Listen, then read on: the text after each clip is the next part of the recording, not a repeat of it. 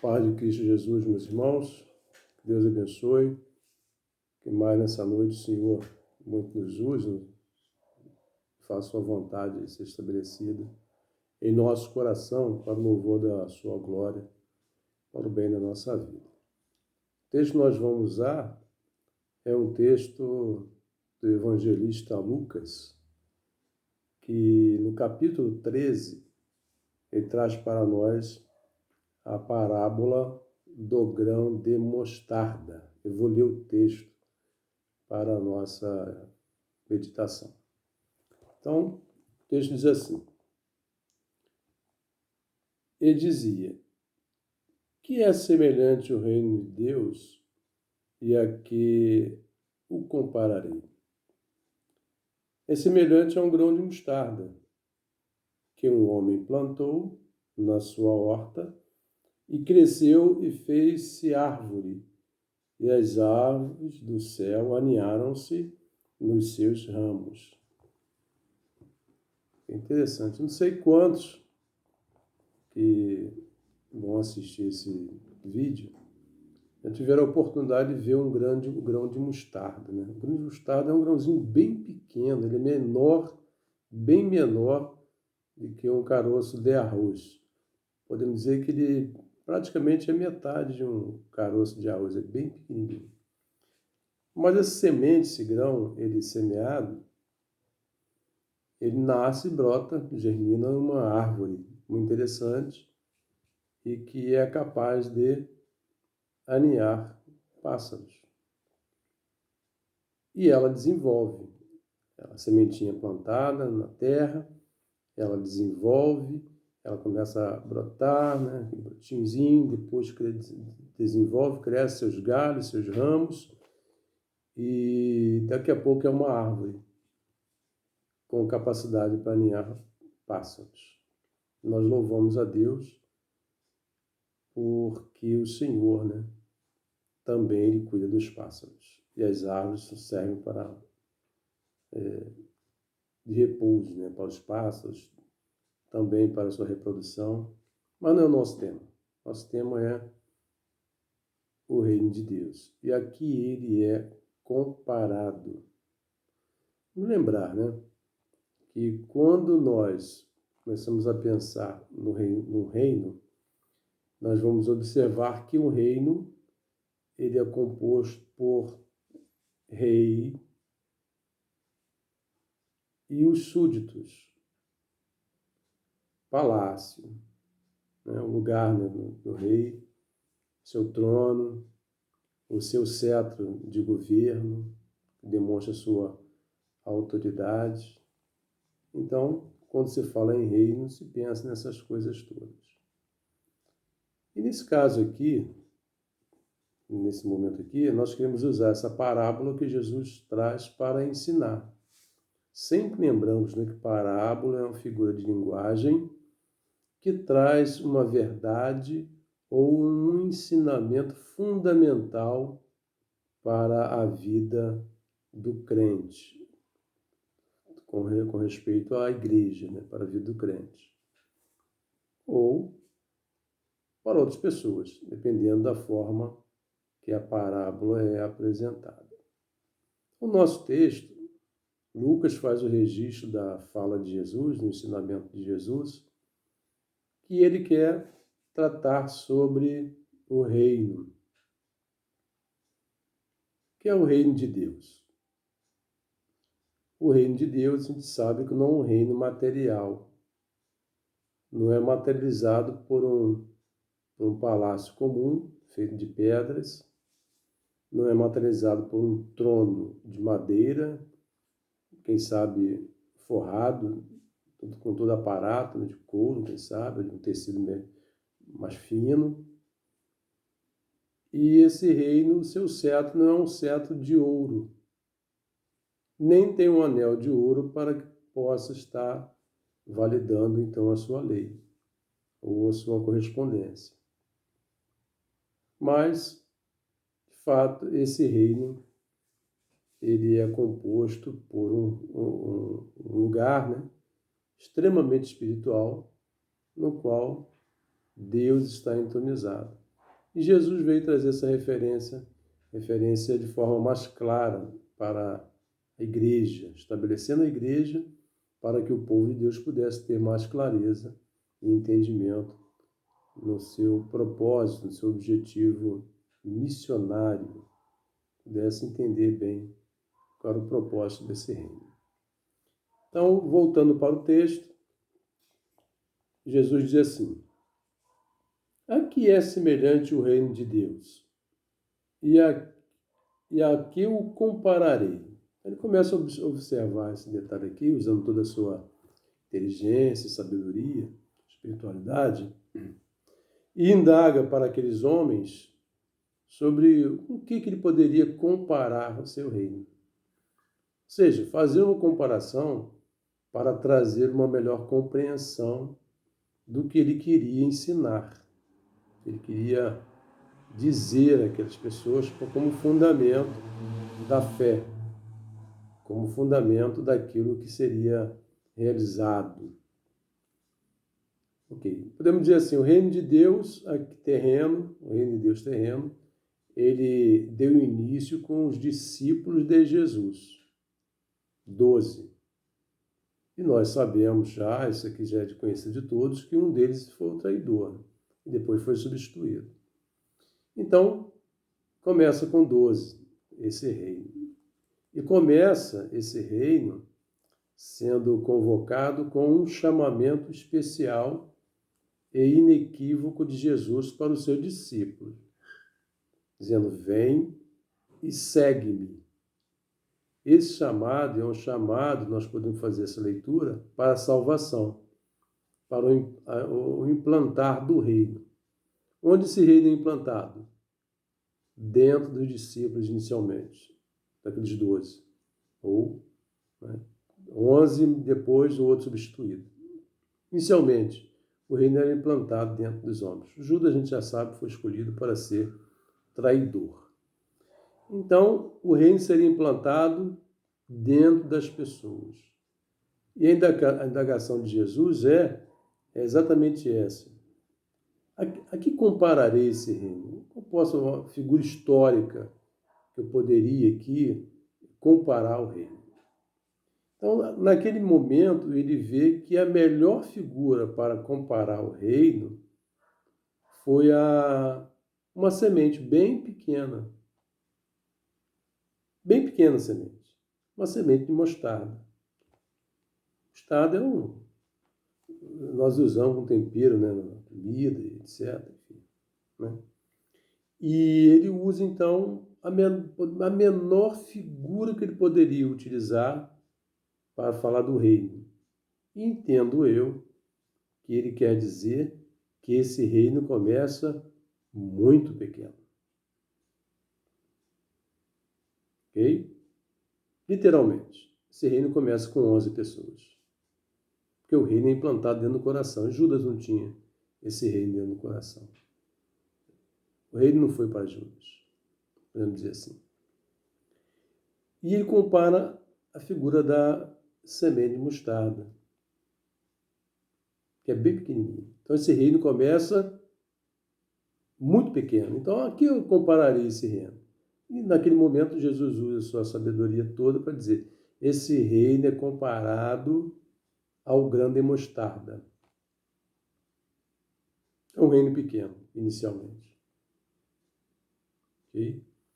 Depois, então, ele vai dizer que é semelhante a um grão de mostarda que o homem plantou. Uma outra figura também muito conhecida do tempo de Jesus, claro, também do nosso tempo, né? O Brasil sobrevive de grãos, né? Os grãos são exportados para o mundo todo.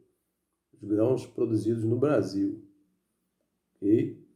Então, ele vai usar essa linguagem dizendo que esse reino é semelhante a um grão de mostarda que o homem plantou. Ou seja, da agricultura, do cultivo da mostarda. Planta-se o grão, a mostarda, a sementezinha, e então ela começa a desenvolver e a florescer, a desenvolver e crescer, e daqui a pouco é uma árvore. ok? Boa para ser utilizada, uma árvore boa para ser utilizada, para ser cultivada e utilizada. Jesus vai dizer assim, e depois ele vai dizer que essa árvore cresceu, a semente germinou e a árvore então cresceu. Aquele grão pequeno, pode ser metade de um grão de arroz, tornou-se numa árvore. E ele vai usar uma outra linguagem também muito popular entre os homens, e visível, né, aos homens, a linguagem de que as árvores servem para que os pássaros possam se aninhar, para que possam dormir.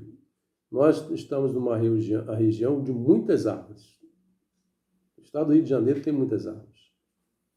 Magé tem muitas árvores. E ao entardecer, lá para as 17, 18 horas, dependendo da época, os pássaros começam a voar, e chegando nas árvores, em alguns lugares, fica aquela algazarra de pássaros posando para que possam dormir. As árvores servem para isso. Me lembro que eu morei aqui no 2º Distrito, bem próximo à minha casa, uma árvore bonita, assim, bem pequena, assim, mais ou menos uns 2,5 metros, 2,5 metros, 3 metros de altura, bem, muita folha. E quando ia aproximando-se 17h30, dependendo da estação, vinha aquele monte de sanhaço, né? Ou sanhaçu, como outros conhecem, azuis, etc., vinham, e eles ficavam fazendo barulho até posar e todos ficarem quietinhos e dormir. Então as árvores recebem os pássaros para que se alinhem, para que durmam, para que descansam, se preparando para o dia seguinte.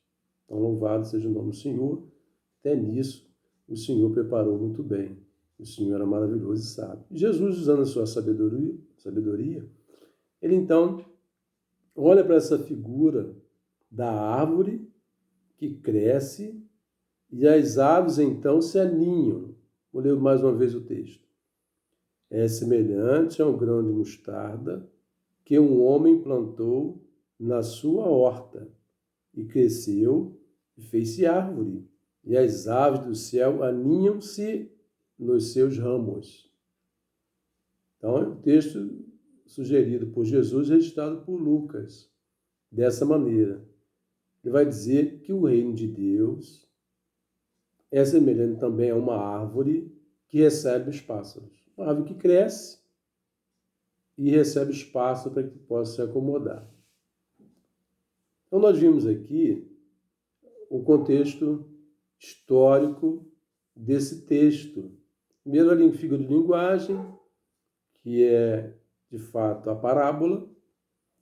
Depois, então, a figura de um reino, que nós fizemos uma rápida abordagem, e a figura também da árvore e dos pássaros, que se juntam nessa árvore.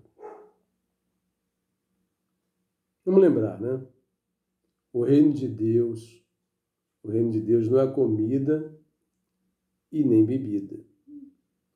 O reino de Deus não é um reino visível, como um palácio, com o rei sentado no seu trono, coroa na cabeça e cetro na mão, e dali, então, dirigindo os seus súditos, ou o seu rei. Então, o reino de Deus não é isso, não é visível. O reino de Deus, a gente vai lembrar que não é comida e nem bebida. Em muitos confrontos de Jesus com a sociedade, né, com Roma, soldados e até mesmo alguns sacerdotes, o grande confronto para aqueles homens, não para Jesus, que Jesus não estava confrontando ninguém a respeito de um governo material, ele confronta eles, achavam que Jesus queria dominar e tomar posse de Roma e libertar os judeus naquele momento e assim desbancar Roma. Não é isso. Não é exatamente isso. Então, nos vimos no contexto histórico. Agora nós vamos dar uma olhadinha aqui para o contexto teológico desse texto. Tá ok? Então, olhando para isso aqui, quando Jesus fala do reino de Deus, ele está falando de um reino totalmente espiritual, um reino que é plantado nos corações das pessoas. Podemos dizer que esse reino é o dom salvífico que o Senhor põe nos corações. A gente vai olhar e observar a doutrina da salvação, a soteriologia, que vai tratar da salvação, do ato da salvação. A salvação é um ato no coração realizado por Deus. Não é foro particular humano, não é vontade humana, mas é a vontade de Deus operando nos corações dos homens. Então, a questão teológica da salvação é a salvação, um dom de Deus. É colocado nos corações. O Senhor nos chama para a salvação e nós confessamos ao Senhor Jesus como Senhor e Salvador da nossa vida. Ok? Então, a doutrina da salvação é exatamente essa. Lá na Reforma Protestante, foi debatida e tratada da justificação só pela fé. Um outro grupo religioso trata da justificação pelas obras, mas os reformados, eles tratam a justificação unicamente pela fé. Um dom de Deus nos corações é o que o Senhor Jesus traz para nós aqui na referência desse reino que ele compara como uma semente que nasce e desenvolve. Então a questão teológica é: esse reino nasce nos corações. E alguém poderia indagar do seguinte: por que esse reino é comparado à semente da mostarda? Porque esse reino ele começa com 11 salvos, os discípulos de Jesus iniciais. Começa com 11 e parte então para o desenvolvimento, para o crescimento. Jesus ensina aqueles homens salvos, lavados e remidos por ele, com o reino implantado no coração, do que deveriam fazer: evangelizar, levar a sua palavra, a palavra da verdade aos corações, com uma premissa maior da vontade de Deus. Então, Jesus ensinou no colégio chamado Colégio Apostólico. Jesus prepara os seus discípulos e ensina a sua palavra, ensina o Evangelho, que é poder de Deus para salvar pessoas. O Evangelho é o poder de Deus, como Paulo trata em Romanos capítulo 1. Ele vai dizer assim: porque eu não me envergonho do Evangelho, porque é o poder de Deus. Ele vai dizer assim: para o salvar tanto os judeus quanto os gregos. Os judeus, a representação da Ásia, e os gregos, na representação dos ocidentais, vamos chamar assim. Okay? Então, o Evangelho é poder de Deus. Tá? É esse reino que é implantado no coração. Então, por que ele é comparado a uma semente? Porque ele começa pequeno, bem pequeno. Depois alguém pode perguntar assim: por que ele é comparado agora com uma árvore? Uma semente que é plantada pelo agricultor e que se torna uma árvore. Podemos dizer assim: a árvore, ela era uma semente, cresceu, tem os seus ramos, seus galhos, etc., e recebe as aves. Então, o reino de Deus é comparado a uma árvore porque recebe todas as pessoas pelo chamamento eficaz do Senhor no coração, o dom salvífico no coração. A árvore cresce, desenvolve, nasce os ramos e tem sempre outros ramos desenvolvendo. Essa é a referência para a nossa vida.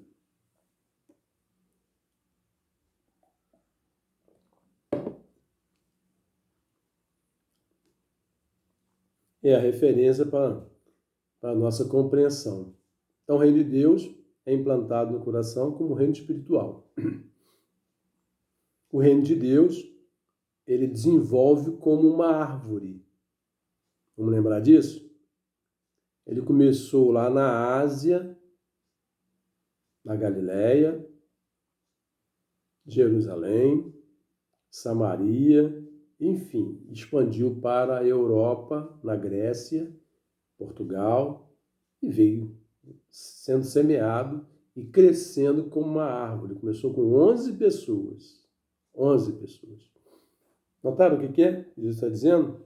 Então, nesse texto aqui, ele vai dizer que o reino de Deus é comparado a uma semente que é lançada e plantada no solo fertilizado, e nesse solo, podemos dizer assim, esse solo aqui é fertilizado pelo próprio Deus, não sou eu quem fertiliza. O Senhor me chama e eu disse, quero não. Então eu disse, eu vou assim. Não, não é isso. O chamado do Senhor é inequívoco, nós dizemos sim. Não tem como rejeitar o chamado para a salvação, é o Senhor quem chama. É Ele quem nos salva. Ok? O próprio Jesus registra lá em João, não foste vós que escolhestes a mim. Eu escolhi a vós outros e vos nomeei para que vades e deis frutos. E o objetivo do fruto é que ele permaneça. Então, o Senhor Jesus, ele nos chama de forma eficaz. Louvado seja o nome do Senhor por isso. Ele nos chama de forma eficaz. E eficácia é o dom salvífico como o reino do Senhor, implantado no nosso coração, no meu coração. E ele é parecido com essa árvore que desenvolve e recebe os passos, porque o reino de Deus vai recebendo todas as pessoas nas quais o Senhor chama. A igreja é composta por salvos. A igreja no seu interior, ela é o reino de Deus, que agora é conhecido como igreja local, as pessoas salvas. Reportar também, me lembrar, nesse momento, é que o próprio Jesus, em João 15, ele vai trazer essa referência do agricultor e da árvore. Tá ok? Ele vai trazer essa referência para nós, que é muito interessante. Tá ok? A figura da árvore. Vou ler para os irmãos esse texto de João, Evangelho de João, Evangelho de Jesus, no caso, registrado por João, no capítulo 15. Vai dizer assim para nós, capítulo 15. Eu sou a videira verdadeira, e meu pai é o agricultor. Essa é a figura de uma árvore, videira. Todo ramo que estando em mim, não der fruto, ele o corta, e todo que o fruto der fruto, ele limpa, para que produza mais ainda.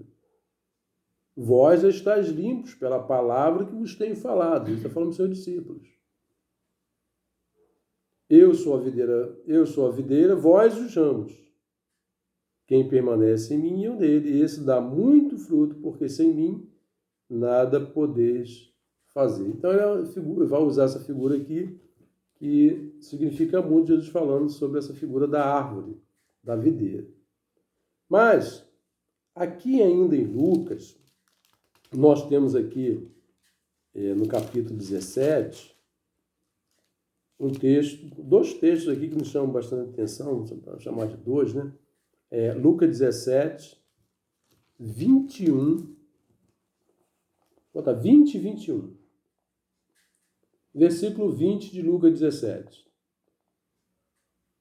Interrogado pelos fariseus sobre quando virá o reino de Deus, Jesus lhes respondeu: não vem o reino de Deus com visível aparência, ou seja, o reino de Deus não vem com a aparência de um palácio, dessas coisas todas, porque o reino de Deus é o dom salvífico, é implantado em nossos corações, na nossa vida.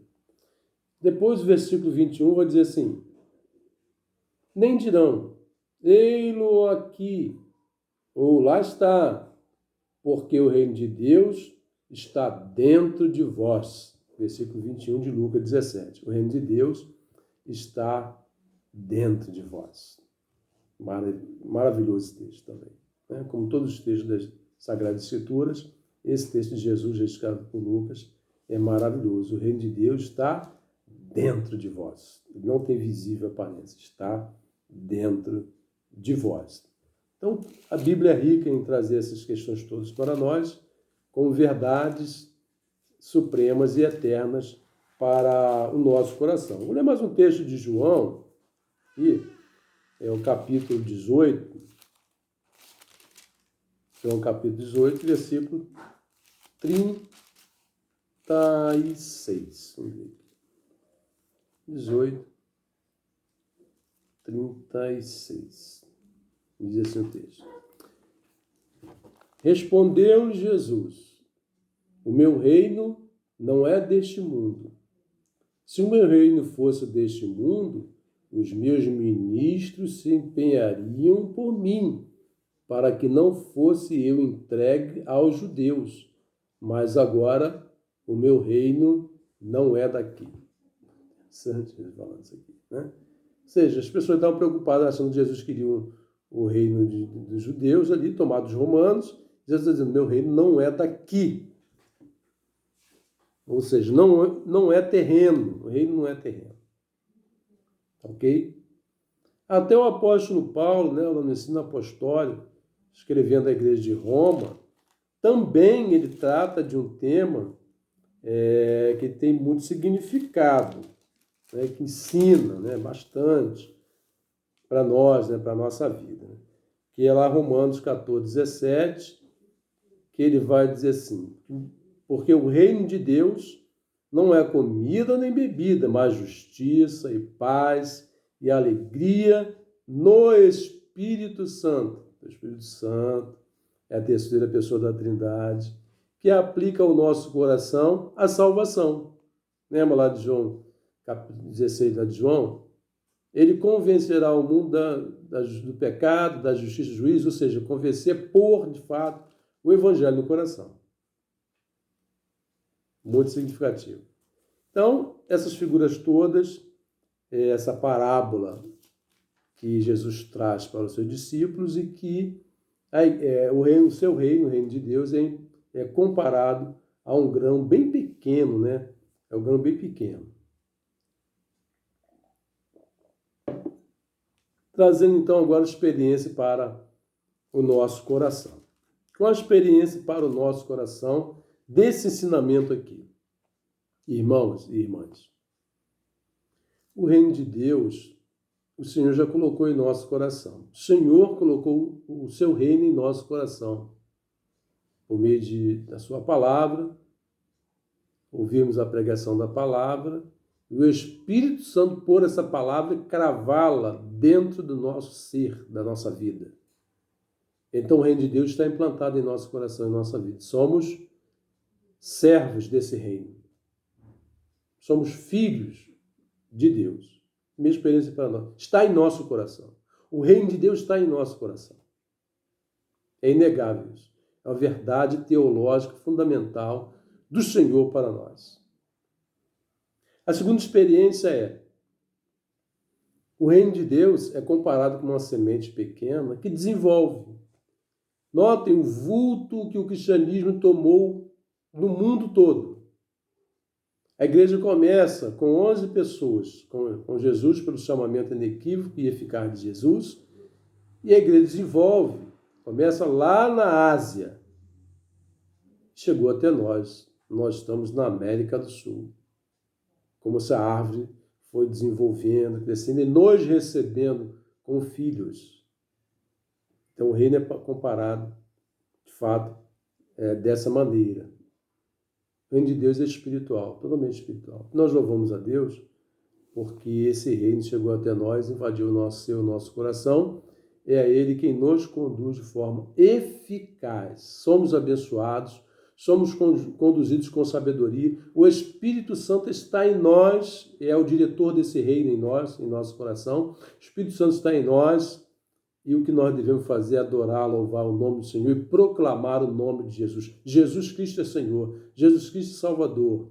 O Senhor chamando o seu coração, se nesse momento você assistir esse vídeo, e não ter as convicções de Jesus no coração, e se o Senhor tocar o seu coração e querer, de fato, colocar esse reino chamando, de fato, é para o louvor da glória dele, é porque o Senhor tem um propósito especial também para a sua vida, como tem para a minha e dos demais irmãos das igrejas evangélicas no mundo todo. Que Deus nos abençoe, nos oriente e faça com que tenhamos essa consciência de que esse reino precisa crescer, desenvolver. Como que é feito isso?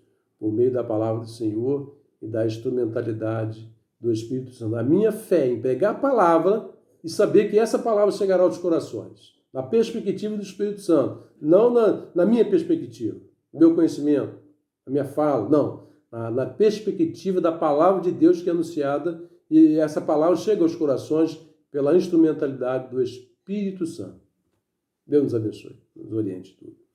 Bendito Deus, eterno Pai. Muito obrigado, Senhor, por mais essa oportunidade de estarmos, ó Deus, trazendo a Tua palavra aos corações dos nossos irmãos e de muitos amigos. Que o Senhor, em nome de Jesus, abençoe e que o Seu Santo Espírito, Senhor, use dessa palavra para inundar os corações, abençoando de forma maravilhosa e de forma eterna, Senhor, porque a bênção da eternidade começa aqui nesta vida e salta para a eternidade quando o Senhor nos chamar. Obrigado por tudo, Senhor. Abençoe os nossos irmãos doentes, enfermos, o Deiler, Senhor, que está internado no hospital com Covid-19, também o Osés, presbítero Osés. Tem misericórdia, Senhor. Abençoe e visite com bênçãos os nossos irmãos. E louvado seja o teu nome por aqueles que já foram recuperados. No nome de Jesus, nosso Senhor. Amém. Deus abençoe a todos os nossos irmãos. Uma semana de paz a todos e que em tudo o nome do Senhor seja glorificado. Se estão trabalhando, façam isso para a glória do Senhor. Amém.